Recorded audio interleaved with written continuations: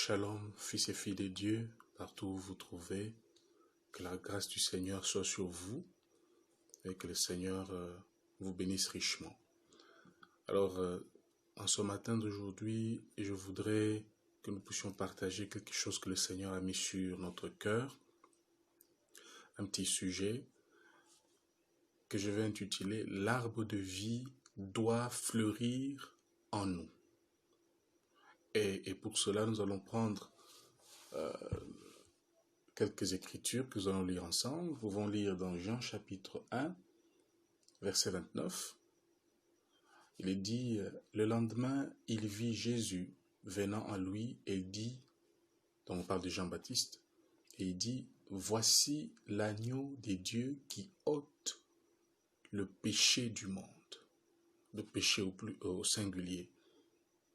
Voici l'agneau des dieux qui ôte le péché du monde. Nous allons expliquer tout à l'heure de quoi s'agit-il exactement, pourquoi on parle du péché au singulier.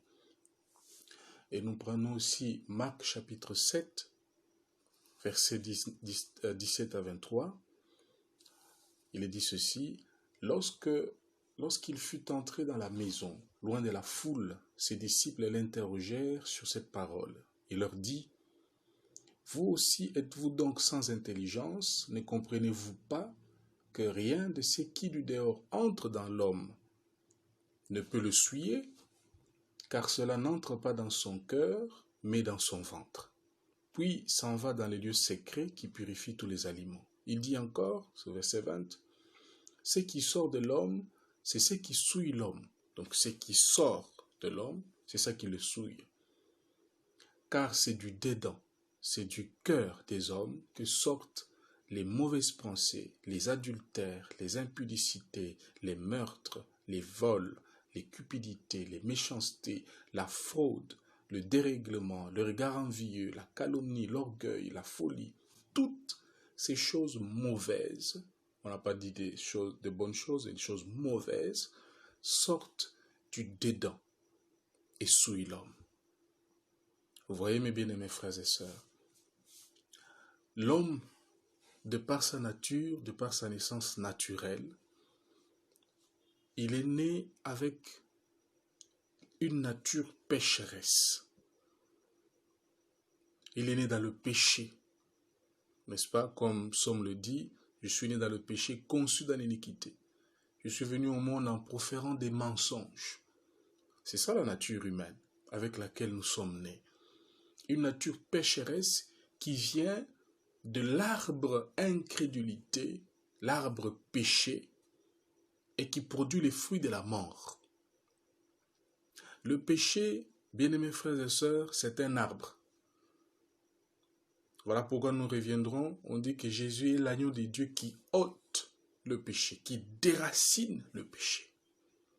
Il ne coupe pas l'arbre péché ou l'arbre incrédulité, mais lui, il le déracine. Vous voyez? Parce que cette nature mauvaise que l'homme a vient de cet arbre qu'on appelle le péché, qu'on appelle incrédulité.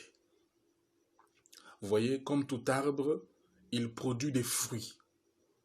Et les fruits là, ce sont les choses mauvaises dont on parle ici dans Marc chapitre 7. Je peux illustrer comme ceci. Vous avez le manguier, c'est un arbre qui produit des fruits qu'on appelle mangue. Vous avez l'arbre citronnier qui produit des fruits qu'on appelle citron. L'arbre oranger qui produit des fruits qu'on appelle orange. Voyez, de la même manière, cet arbre-ci, incrédulité ou le péché, produit des fruits qu'on appelle les péchés. Ils sont même de la nature de l'arbre, ces fruits-là. Voyez, l'arbre, lui, s'appelle le péché, l'incrédulité, le doute. Nous sommes nés avec. Étant nés de l'homme et la femme, de papa et maman, nous sommes nés dans cette nature mauvaise, nature pécheresse, qui vient de cet arbre. Et les fruits produits sont les péchés, au pluriel. Voyez, lisons encore quelque chose ici. Galates chapitre 5, versets 18 à 22. Cette écriture va illustrer encore davantage les fruits dont nous parlons, les mauvais fruits. Si vous êtes conduits par l'Esprit, vous n'êtes point sous la loi. Or, les œuvres de la chair sont manifestes. Ça veut dire, ces œuvres-là se font voir. Comme les fruits d'un arbre sont manifestes, on va les voir. Il dit, ce sont l'impudicité, l'impureté, la dissolution, l'idolâtrie, la magie, les inimitiés, les querelles, les jalousies, les animosités, les disputes, les divisions, les sectes, l'envie, l'ivrognerie, les excès de table et les choses semblables. Vous voyez, la liste n'est pas exhaustive. Ça veut dire ça continue. Il dit et les choses semblables. C'est un grand nombre. Ces mauvaises choses-là qui viennent, qui se manifestent en nous parce que nous portons l'arbre incrédulité, le péché, par la naissance naturelle. Voyez, et les choses semblables, je vous dis d'avance, comme je l'ai déjà dit, que ceux qui commettent de telles choses n'hériteront point le royaume de Dieu. Ça veut dire jamais. Ceux-là en qui sont produits ces fruits ici n'hériteront point ou jamais le royaume de Dieu. À moins qu'ils se repentent, à moins qu'on puisse déraciner cet arbre, n'est-ce pas, afin qu'il ne produise plus ces fruits-là. Voilà pourquoi Jésus dit, il nous faut naître de nouveau. Ça c'est dans Jean chapitre 3, vous connaissez l'histoire, il a rencontré Nicodème, et il lui a dit, Nicodème, docteur de la loi que tu y es, mais laisse-moi te dire que tu dois naître de nouveau. Jésus, c'était un prédicateur qui n'y allait pas par le dos de la cuillère. Non, il était direct. Il a discerné le problème de Nicodème. Il dit, Nicodème, tu dois naître de nouveau. Et ça l'a troublé. Il dit, mais comment est-ce possible? Moi, je suis déjà né. Dois-je retourner dans le ventre de ma mère pour naître encore? Il dit, mais Nicodème, toi, tu es docteur de la loi. Tu es prédicateur. Tu ne connais pas ces choses. Voyez? Il dit, comment un homme, Nicodème répond, verset 4, je suis dans Jean chapitre 3, comment un homme peut-il naître quand il est vieux? Peut-il rentrer dans le sein de sa mère et naître? Jésus répondit, en vérité, je te le dis, si un homme n'est né d'eau et d'esprit, il ne peut entrer dans le royaume des dieux. Ce qui est né de la chair est chair, ce qui est né de l'esprit est esprit. C'est une nécessité. Jésus déclare que nous devons naître de nouveau. Ce n'est pas si tu veux, non, nous devons. C'est une nécessité, comment je peux dire, c'est impératif. Quand Jésus parle, c'est impératif. Nous devons naître de nouveau. Nous devons être débarrassés de ces mauvais arbres et de ces mauvais fruits. L'arbre péché, l'arbre incrédulité. Nous devons nous en être débarrassés. Vous voyez? Mais maintenant, qui peut faire ce travail-là? Aucun pasteur ne peut le faire. Aucun prédicateur, aucun prophète, qui qu'il soit, ne peut faire ce travail. Car ce travail est exclusivement réservé au Seigneur Jésus-Christ, le Seigneur de gloire, le Sauveur irremplaçable, le Rédempteur, notre véritable Goël, le parent rédempteur. Seul lui peut faire ce travail. Car, quand il est venu en chair, Jean-Baptiste l'a vu et par révélation, il le pointe. Il dit, voici l'agneau de Dieu qui ôte les péchés du monde. Voilà un vrai prophète, un vrai prédicateur. Il va pointer les gens vers Christ, l'auteur même du salut, l'auteur de la délivrance, le parent rédempteur.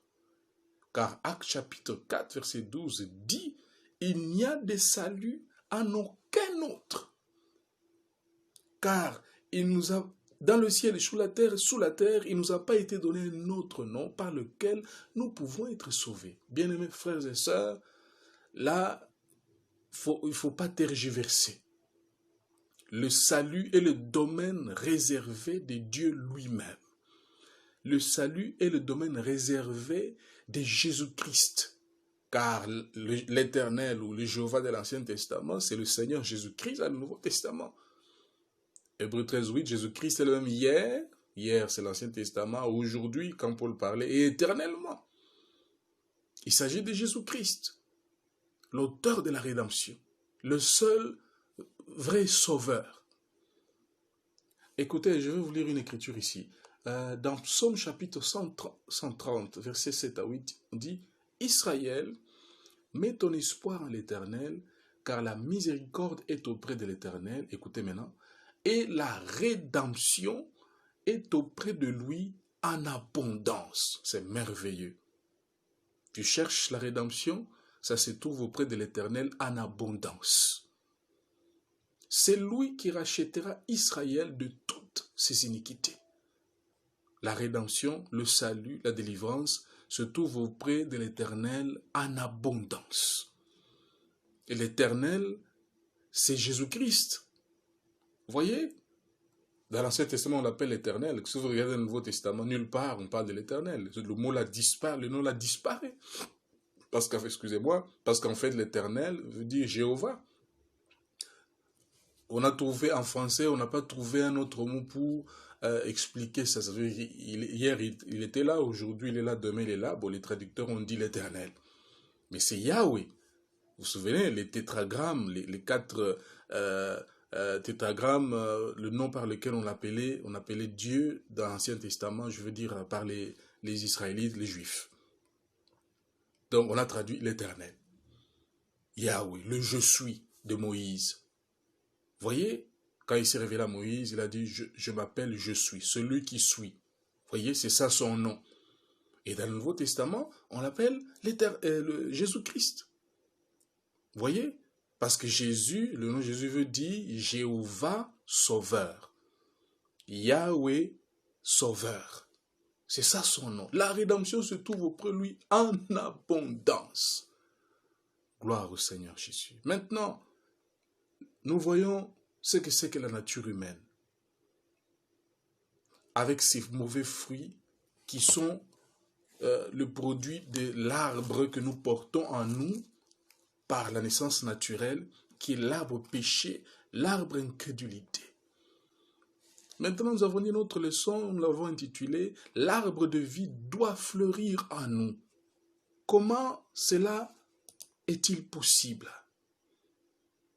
Jésus dit, nous devons naître de nouveau. Quand nous croyons au Seigneur Jésus-Christ, quand nous l'acceptons comme notre Seigneur et Sauveur personnel, et que nous nous faisons baptiser en son nom, comme il est dit, que prêcher la bonne nouvelle à toute la création, celui qui croira et sera baptisé sera sauvé, et celui qui ne croira pas sera condamné. Voyez, nous devons croire au Seigneur Jésus-Christ, pas une autre personne.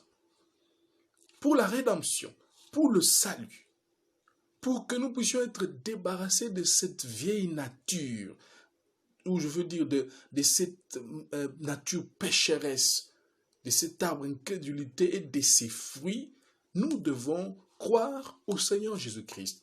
Nous devons le recevoir dans notre vie, dans notre âme, car c'est lui qui ôte le péché du monde. C'est lui le sacrifice parfait qui a été agréé de Dieu pour le salut, pour le rachat de l'humanité, pour l'expiation de notre péché, pour être sauvé de notre vieille nature pécheresse. C'est lui, Jésus-Christ. Personne d'autre. On ne demande pas de croire dans un certain prédicateur. Non, parce qu'aucun homme ne peut en sauver un autre, dit la Bible. Seul Jésus-Christ avait en lui la sémence de rachat, la sémence de rédemption, car c'était lui le Messie promis, la sémence de la femme qui devait venir pour écraser la tête du serpent. Il n'y en a pas deux. À cet endroit-là, pas de confusion possible. Jésus est inégalable, il est incomparable, il est irremplaçable. C'est lui la pièce maîtresse de la Bible, la pierre angulaire qu'ont rejeté ceux qui baptisaient. C'est Christ. Il n'a point d'égal. Vous voyez, c'est lui notre Rédempteur, si nous venons à lui, si nous croyons en lui, nous donnons à lui de tout cœur, lui peut faire ce travail d'enlever, de déraciner ce mauvais arbre, l'arbre péché, l'arbre incrédulité, afin de planter en nous l'arbre de vie. Gloire à Dieu. Si nous recevons Christ, il nous a promis un cadeau, le don du Saint-Esprit. Amen. Et ce Saint-Esprit, c'est l'arbre de vie en nous. Car l'arbre de vie, c'est Christ. Vous vous souvenez que l'homme a été créé depuis le jardin d'Éden. Il a été fait pour vivre de l'arbre de vie. Pour vivre de la parole. L'arbre de vie, c'est la parole. C'est Christ. Et vous savez, depuis le jardin d'Éden, l'homme a mangé de l'arbre de la connaissance du bien et du mal, et cela a produit la mort. Cela a produit tous les problèmes que nous avons aujourd'hui, les maladies, et ainsi de suite. C'est parce que l'homme a mangé de l'arbre de la connaissance du bien et du mal. Désormais, par la chute d'Adam, notre parent, désormais, la race humaine est condamnée, est déchue. La race humaine est dans une nature pécheresse. Nous naissons avec cette mauvaise nature de cet arbre incrédulité. Mais Jésus-Christ, la sémence de la femme, le Messie est venu nous racheter de cette nature-là. Il a payé le prix sur le bois du calvaire pour que toi, mon frère, toi, ma sœur, tu sois délivré de cette vieille nature, afin que cet arbre péché soit déraciné de ton cœur, de ton âme, parce qu'ici nous parlons de l'âme. Dans Marc 7, on a dit, toutes ces mauvaises choses sortent du dedans et souillent l'homme. Ça sort du cœur, un cœur inconverti. Un cœur qui a en lui cet arbre péché produit ces mauvaises choses. Dès lors, nous pouvons nous dire qu'un croyant qui est né de nouveau du Saint-Esprit, en qui l'arbre péché a été déraciné, ôté, ne doit plus produire les mauvaises choses dont parle Marc chapitre 7, dont parle Galates chapitre 5, c'est 17 à 21. Non. Nous devons nous examiner. Nous devons nous regarder face au miroir de la parole de Dieu. Comme Paul dit dans Corinthiens, je crois, il dit, examinez-vous vous-même, est-ce que vous êtes dans la foi? Car la foi en nous produit des œuvres de Christ, des œuvres de la vie de Christ. Examine-toi, frère et soeur, est-ce que tu es dans la foi? Ce n'est pas collectif, ce n'est pas en groupe. C'est individuel, personnellement. Est-ce que Jésus-Christ est vraiment ton Dieu, je veux dire ton sauveur personnel? As-tu une relation personnelle avec lui? Est-ce qu'il te connaît? Est-ce que tu le connais? C'est de cela que nous parlons. Nous devons naître de nouveau, du Saint-Esprit bien sûr. Et nous devons naître de lui, Christ, le Sauveur. Lui, il est la parole. Il est dit au commencement était la parole était avec Dieu, la parole était Dieu, et la parole a été faite chair. Et à tous ceux qui l'ont reçu, à ceux qui croient en son nom, la parole a un nom, le nom de la parole c'est Jésus-Christ, à ceux qui croient en son nom, il leur a été donné le pouvoir ou la possibilité, n'est-ce pas, de devenir enfants de Dieu. Lesquels sont nés ni de la volonté de la chair du sang, mais de la volonté, n'est-ce pas, du Père, de la volonté d'en haut. Nous sommes nés d'en haut. Quand nous naissons de nouveau, nous naissons d'en haut. Nous naissons de Christ. Pour qu'on t'appelle enfant, il faut que tu naisses dans une famille. Et nous naissons dans la famille de Dieu par le Saint-Esprit et nous sommes appelés enfants de Dieu, fils et filles de Dieu. Dieu plante en nous l'arbre de vie, le glorieux Saint-Esprit. C'est aussi un arbre, mais c'est l'arbre de vie, pas l'arbre de la mort, pas l'arbre péché, mais l'arbre de vie. Dès lors, comme tout arbre, nous devons nous attendre à voir les fruits.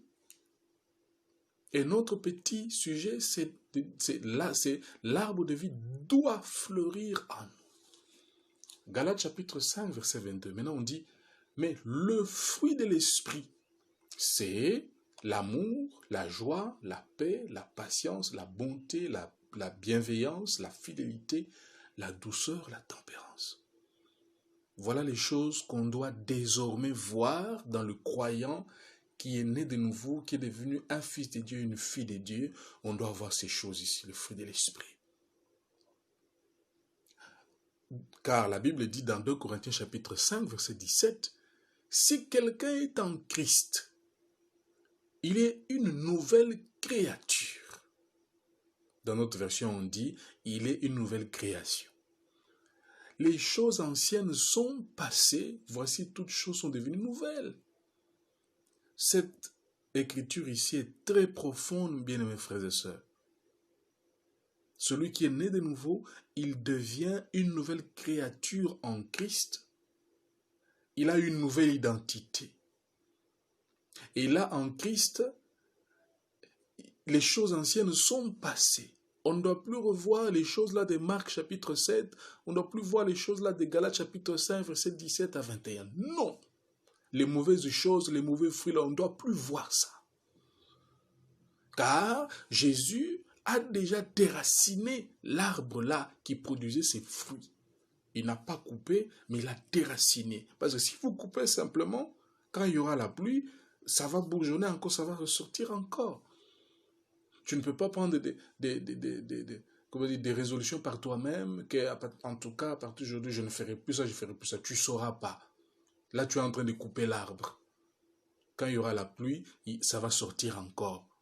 Laisse Jésus faire ce travail-là. Viens à Jésus-Christ. Seul, lui, peut faire ce travail-là, de déraciner pour que ça finisse complètement, que ça disparaisse de ta vie.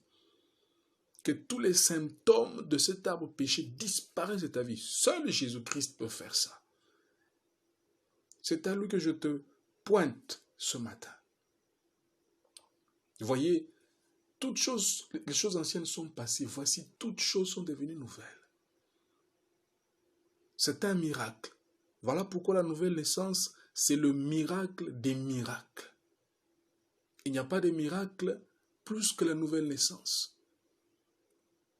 Ressusciter les morts, guérir les malades, faire marcher les paralytiques, faire entendre les sourds, faire parler le muet, toutes ces choses-là, c'est bien. Nous acceptons cela, cela doit nous accompagner, ça fait partie de notre religion chrétienne, ça fait partie du christianisme. Mais le miracle des miracles, c'est quand un pécheur est converti, il est né de nouveau. Laissez-moi un peu faire une parenthèse ici, quand je parle de la conversion. Quand on dit que quelqu'un est converti, c'est quand il reçoit le Saint-Esprit. Car Jésus dit à Pierre, Pierre qui a marché avec lui pendant 3 ans et demi, qui a même prêché, qui a même chassé les démons, mais n'était pas encore converti, parce que l'Écriture dit, Jésus lui dit, vous vous souvenez après sa résurrection, il a rencontré Pierre, il dit que Pierre, quand tu seras converti, affermis tes frères. Pierre n'était pas encore converti. Pourquoi? Parce qu'il n'avait pas encore reçu le Saint-Esprit. Il n'était pas encore né de nouveau. Voilà, il n'était pas converti. Quelqu'un est converti quand il reçoit le Saint-Esprit. Et justement, comme Paul dit, je crois, dans Colossiens, il dit que Dieu nous transporte du royaume des ténèbres, il nous transporte pour nous placer dans le royaume de Dieu. C'est ça la véritable délivrance. Voilà pourquoi la véritable délivrance, c'est quand tu reçois le Saint-Esprit. Là, Dieu coupe tous les liens que tu avais avec le passé, avec ton ancienne nature, avec les choses qui venaient de tes parents, parce que Pierre dit que c'est par Jésus-Christ que nous sommes rachetés de notre vaine manière de vivre que nous avons hérité de nos parents. C'est 1 Pierre chapitre 1, 18, je crois qu'il dit ça. La vaine manière de vivre que nous avons hérité de nos parents là. C'est avec Christ que nous sommes délivrés de ça. Nous sommes changés, nous sommes transformés, nous devenons de nouvelles créatures en Christ. L'arbre de vie est planté en nous, Et cet arbre de vie commence à produire des fruits de la vie. Ce n'est plus le fruit de la mort, mais ce sont maintenant les fruits de la vie. La nature divine. Nous naissons de nouveau, nous avons part à la nature divine. Nous manifestons maintenant la nature de Christ parce que Zoé, la vie de Dieu, est entrée en nous. Ce dont je parle ici, c'est au-delà de nos assemblées, au-delà de nos églises. Ce dont je parle ici, je parle du royaume de Dieu qui doit entrer dans ton cœur, mon frère, ma sœur, qui doit te changer ta nature, qui doit faire en sorte que l'ancien arbre là soit ôté, jeté dehors, et qu'en toi, qu'on puisse voir des nouveaux fruits de l'arbre de vie, de la nature de Christ, de la nature divine, qui doit se produire et se manifester en nous.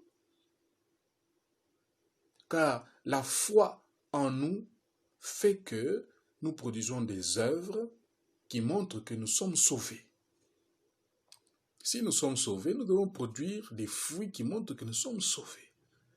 Nous ne devons pas prétendre que nous sommes sauvés, mais nous produisons des fruits contraires à ce que la Bible dit que nous devions produire. Voyez, soit on est chrétien ou on ne l'est pas. Il n'y a pas de position intermédiaire. Et nous sommes dans un âge mauvais. Selon la prophétie biblique, nous sommes dans l'âge de la Odyssée. Et vous vous souvenez de la Odyssée, le message de Christ dans la Odyssée, c'est-à-dire que tu n'es ni chaud ni froid. C'est ça la Odyssée. La Odyssée est tiède. On ne sait pas voir quelle est la position. Et ici, nous n'allons pas tergiverser. Si tu es sauvé, tu produiras des fruits qui montreront que tu es sauvé. Écoute, ta façon de vivre ici sous la terre montrera de quel côté tu iras. Si jamais un jour la mort vient te rencontrer sur le chemin avant que Jésus ne revienne, ta façon de vivre montrera de quel côté tu iras. Soit tu iras au séjour des morts, ou bien tu iras au paradis, tu iras au ciel, là où se trouvent les saints de Dieu. Il n'y a pas de position intermédiaire. Frères et sœurs, ne nous trompons pas. Examinons-nous nous-mêmes. Est-ce que nous sommes à la foi? Personnellement, est-ce que ta vie reflète la parole? Est-ce que tu vis ce que dit la parole? Est-ce que cet arbre de vie a été planté en toi pour que tu produises la vie de Christ? S'il n'en est pas ainsi, c'est le temps de courir vite à Jésus-Christ. Il n'y a plus de temps. Viens à Jésus-Christ, confesse ta vie, répands-toi, arrête de marcher sous le mauvais chemin. Prends une fois pour toute la résolution d'abandonner le monde, de suivre Jésus-Christ. Et lui, Jésus-Christ, il est le seul qui peut t'aider, mon frère et ma sœur, afin que tu produises les fruits de la vie. Écoutez un instant ce que le prophète de Dieu dit ici. Il dit, l'homme, il dit que les gens voudraient prendre un miracle, les œuvres de Dieu, pour examiner ça avec la science, pour voir si c'est Dieu, si c'est correct ou pas. Il dit la connaissance, selon la science, vous éloigne de Dieu. On ne connaît pas Dieu par la connaissance, on ne connaît pas Dieu par la science, on connaît Dieu par la foi, et c'est l'unique moyen pour vous de pouvoir trouver Dieu, c'est par la foi que vous connaissez Dieu. Là, nous sommes d'accord. Maintenant, il dit, il y avait deux arbres dans le jardin d'Éden, l'un d'eux était la connaissance et l'autre la foi. Et quand l'homme a quitté l'arbre de la foi, la vie, et qu'il a pris une bouchée de l'arbre de la connaissance, il a coupé sa communion avec Dieu.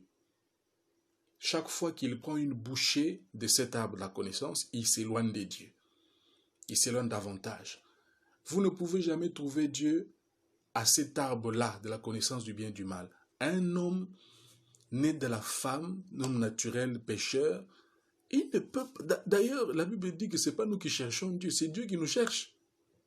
Dans notre nature, la pécheresse, là, nous n'avons même pas l'idée de chercher Dieu un seul instant. C'est Dieu qui vient nous chercher.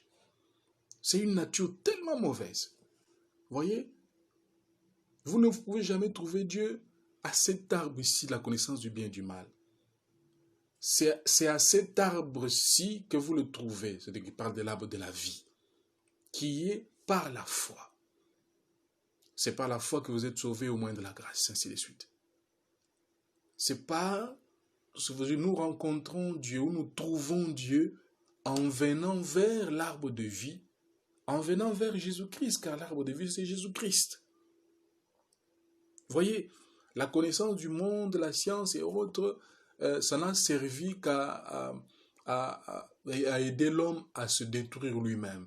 Avec la connaissance, l'arbre de la connaissance du bien et du mal, l'homme connaît, fait des découvertes et tout, il invente des armes pour tuer l'autre, il invente ceci, cela. Ça ne fait que l'éloigner, ça ne fait que l'enfoncer dans la mort. Voyez, il dit encore ici, « Je suis heureux que l'arbre de la vie fleurisse encore. » Le Saint-Esprit est ici présent.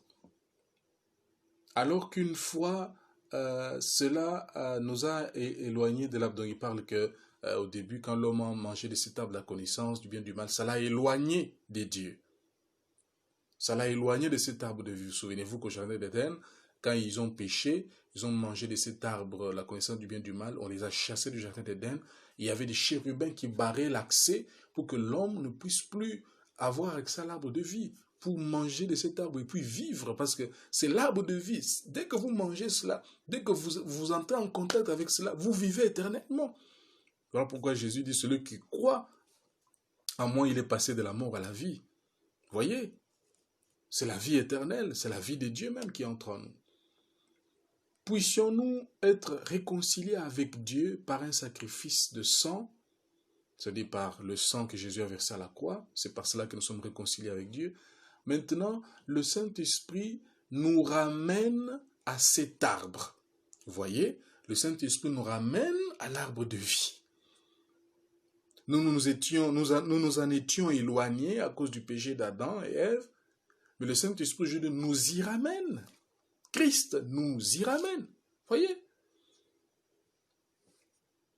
Voyez? Et cela se fait par la foi, comme il dit. C'est en croyant au Seigneur Jésus-Christ que le Saint-Esprit viendra en nous et nous allons vivre une expérience, n'est-ce pas, de la nouvelle naissance. Nous allons naître de l'Esprit de Dieu.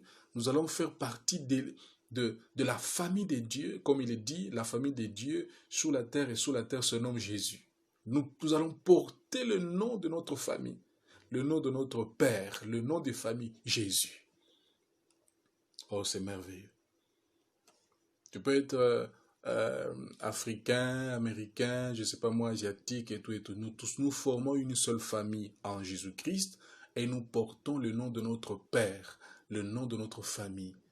Voyez, Actes chapitre 15, Dieu a jeté le regard parmi les nations pour trouver un peuple qui puisse porter son nom. C'est quand nous naissons de nouveau de l'Esprit de Dieu, nous faisons partie de la famille de Dieu et nous portons ce nom-là, Jésus. Le nom, c'est un caractère, c'est une nature. C'est la vie de Dieu qui va se manifester en nous. C'est l'arbre de vie qui va produire des fruits de la vie pour montrer que nous sommes sauvés. Maintenant, je lis avec je termine avec cette petite citation. Dieu, par la grâce de son élection, vous a sanctifié. Dieu, par la grâce de son élection et par sa puissance, vous a baptisé et vous a fait entrer dans ce pays de repos. Ceux qui sont entrés dans ce pays ont cessé de s'égarer. Ils se reposent de leurs œuvres comme Dieu s'est reposé des siennes. Ils ont une joie ineffable et glorieuse. Vous voyez? Et on dit, l'arbre de vie fleurit en eux. Ils ont la longanimité, ils sont doux, ils ont la bonté, la patience, la foi, la douceur, l'amabilité, ainsi de suite. L'arbre de vie fleurit en eux. Parce que leur espérance est ancrée en Jésus-Christ avec le témoignage du Saint-Esprit qui rend témoignage par les signes, les prodiges qui accompagnent les croyants. Effectivement, l'arbre de vie en nous produit des fruits, il fleurit en nous, il nous donne une vie sainte, une vie de la parole, mais en même temps, il produit une vie de puissance. Il y a des miracles, des signes et prodiges qui doivent nous accompagner. Le surnaturel doit nous accompagner. C'est la puissance de la vie. Car le Saint-Esprit en nous, c'est la puissance des résurrections, c'est la puissance de la vie. Voici les signes qui accompagneront ceux qui auront cru. Tout au long de leur voyage, ils guérissent les malades, ils chassent les démons, ils parlent en langue, ils ont des visions, ainsi de suite, ainsi de suite. Ils marchent avec Dieu, ils parlent avec Dieu. Aucun démon ne peut les faire broncher, ils sont inébranlables, le regard fixé sur la vie éternelle. Oubliant les choses qui sont du passé, ils courent vers le but de la vocation céleste en Jésus-Christ. Celui qui est en Christ, celui qui est né de nouveau, il est devenu une nouvelle créature en Christ. Les choses anciennes sont passées, toutes choses sont devenues nouvelles. Vous voyez, oubliant les choses qui sont du passé, il court vers le but de la vocation céleste. Vous voyez, mes bien-aimés frères et sœurs, l'arbre de vie doit fleurir en nous.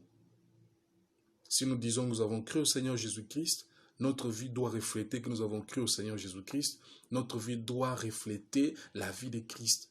Écoute, le Saint-Esprit, c'est la vie qui était en Jésus, n'est-ce pas? Et Jésus avait une vie sainte, il avait la vie de puissance, des miracles et tout, mais il avait aussi une vie sainte, la vie de la parole. Il doit en être ainsi de toi et moi aujourd'hui. Si nous disons que nous avons reçu son esprit, nous devons produire une vie sainte, n'est-ce pas? Car le royaume de Dieu consiste en la justice aussi. Nous devons marcher selon la justice. Nous devons marcher selon la parole de Dieu. Vous voyez, nous ne pouvons pas prétendre avoir reçu Christ, avoir reçu le Saint-Esprit, mais nous continuons à produire les mauvais fruits de la vieille nature, de l'ancien arbre incrédulité, l'arbre péché. Ce n'est pas possible. Détrompons-nous, examinons-nous. Si nous sommes nés de lui, nous avons reçu Christ, nous sommes nés de lui, ça veut dire que l'arbre de vie est en nous. Nous devons produire le fruit de Christ. Nous devons produire les œuvres de Christ. Nous devons produire la nature de Christ. Car chaque arbre produit les fruits selon sa nature. Le manguier produit les mangues. Le citronnier produit les citrons. N'est-ce pas? Ainsi de suite. L'avocatier produit les avocats. L'arbre de vie en nous va produire la vie. Ça va fleurir en nous, ça va produire la nature de l'arbre qui est en nous, l'arbre de vie. Voilà, mes bien-aimés frères et sœurs, le petit message que le Seigneur a mis sur mon cœur depuis plusieurs jours. C'est un fardeau sur mon cœur de le partager avec toi, mon frère et ma sœur. Je ne sais pas c'est destiné à qui, mais j'ai donné ce petit message tel que je l'ai reçu. C'était un fardeau sur mon cœur.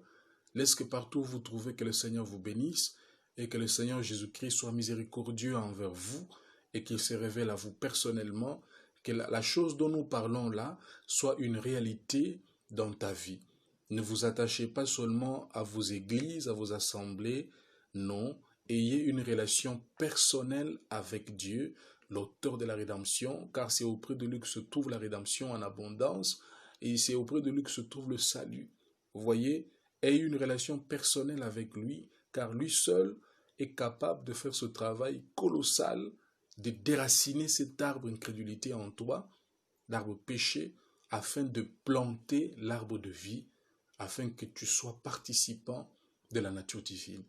Que Dieu te bénisse, mon frère et ma sœur, partout où tu te trouves, que la grâce du Seigneur repose sur toi, au nom du Seigneur Jésus-Christ.